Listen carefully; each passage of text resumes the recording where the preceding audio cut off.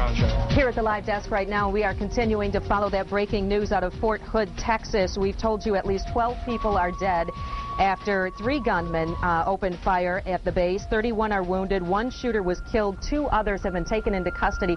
Rick Albin has been down here at the live desk covering this for us. What's the latest? Well, if it wasn't dramatic enough that this happened on a U.S. military base, we're told that the shooters, or alleged shooters, are U.S. military personnel. And that in itself is very troubling. Obviously, there are hundreds, thousands of families across this country that wonder now, with the 35,000 plus military people that are stationed at the world's largest, or the U.S. military's largest base, at least the U.S. Army, they wonder, you know, who was it, who was involved. We don't know what the names are. We've been talking to people all over the place, trying to find out exactly who it is that has been involved, or if there are any local folks that have an involvement. I'm going to step right over here and show you something on the computer. This is kind of a general overall area. I know it looks like any Google map, but the reason I've pulled it out so far is so you get an idea of the vastness of this area. One of our producers was talking earlier, just comparing it from a population base. 35,000 folks, that would be about the population of Holland, Michigan, and they're all inside a walled city. That's where this happened. Of course, a very secure area, so that again is a big surprise. These kind of things not expected to happen at U.S. military bases. And on the base, it's pandemonium. They are locked down. Nobody knows more about that than Suzanne Jiha. I know that Sue, you are with her now. She's been on the phone talking with some folks. A lot of information coming into the live desk. That's right, Rick. We have a West Michigan connection to this. Susie's been following that piece of the story for us tonight. Suze, we've talked to several people in the past couple of hours from West Michigan who have relatives or friends who are on the base. I just got off the phone with one of the Army specialists, Donald Matulaitis. He graduated from Central High School here in Grand Rapids. He's 29 years old. He is locked down at Bravo Company 589. That's his barracks and where the company operates out of. He is a communications specialist, a systems signal support specialist is technically what they call him. He said, we've been locked down for 3.5 hours. They're trying to monitor their information from cable news and, of course, anything that I was able to give him over the phone. He said there are about 300 people who are locked down there with him. And as Rick's been telling you, he called this the largest installation in the United States, military installations. So he is actually a couple of miles away from where the shooting occurred. He said he has no idea how long they'll be locked down, but their orders are to stay in that building, and that's where they are. I also talked to another woman. She grew up in Greenville, and her dear friend has a husband who is on the base, and that husband, she said, was one of the people who was wounded.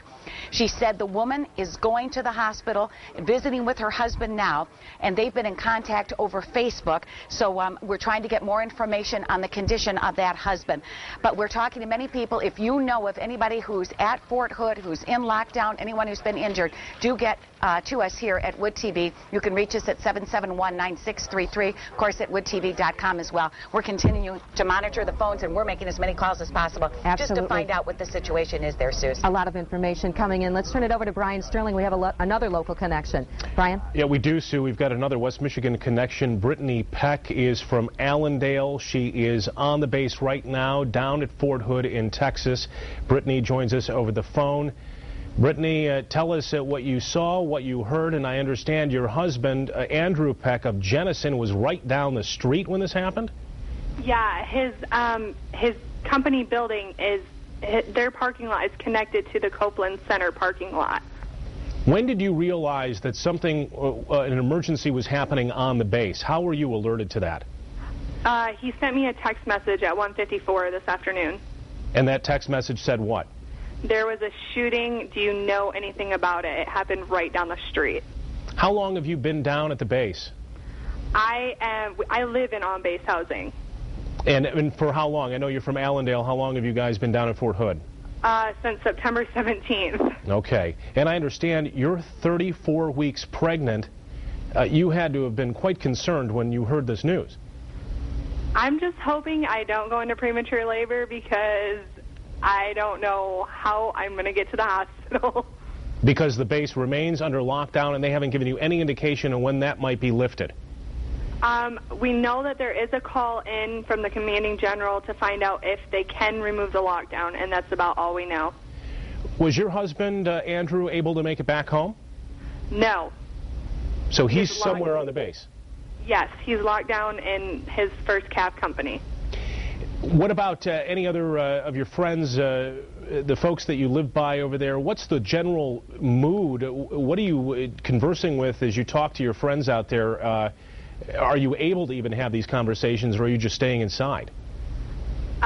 We have warning signals that go off, and basically what that means is you lock down all your windows, your doors, you shut all your blinds, and everybody is basically just in contact by phone at this point, and nobody can leave their house, nobody can go outside, and hopefully there's not a dog that has to go to the bathroom. Brittany Peck, an Allendale native down at Fort Hood, Texas, with her husband, Andrew Peck of Jenison. Brittany, thank you so much for your time tonight. You're welcome. Back here at the live desk, we will, of course, continue to follow all of the developments and the local connections for you out of Fort Hood, Texas. Switching gears right now, though, we have another